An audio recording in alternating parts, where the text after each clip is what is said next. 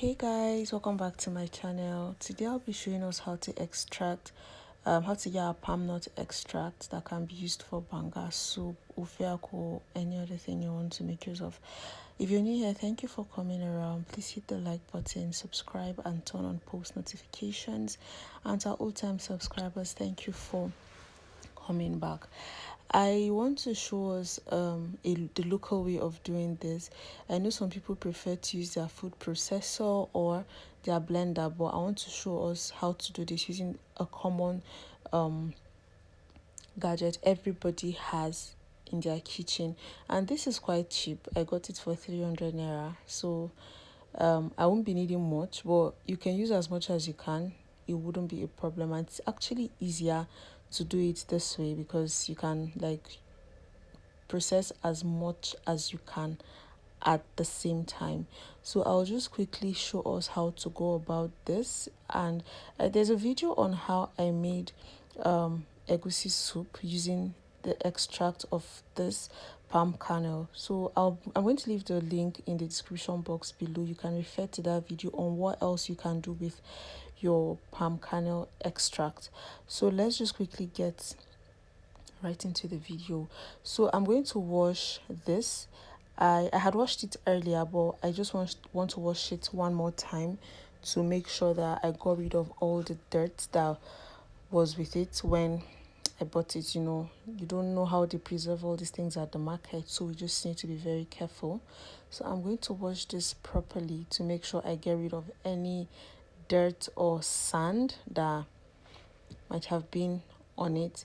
So I'll just pour this out. Like I said, I've washed it earlier, so it's not really dirty, but make sure you wash yours properly before making use of it. I'm going to just pour this into my pot and add some water, just enough to cook my nuts.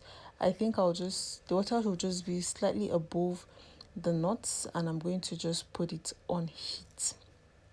I'm going to cover this up and let it cook for some 10 to 12 minutes to make sure my nuts are properly softened up. So this is what it looks like. It has been boiling for a while, and for you to know if your nuts are ready to be pounded, you can just pick one out and give it a good press. If your finger goes in easily and you can see the palm oil coming out of it, like it just is really soft, you will know that your palm nuts are ready. So I'm just going to take this out. I'll put them in a bowl. I don't like to go directly into my pot.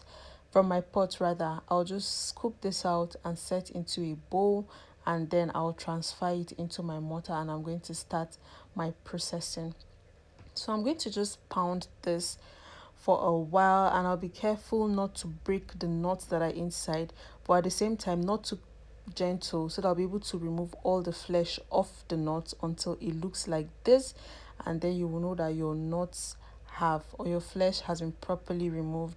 Then I'm going to go in with some warm water. I like to use warm water for this because I think it helps me get the best out of my nuts, because by the time I use warm water, it gives me the consistency I want, and it's faster for me to extract my juice.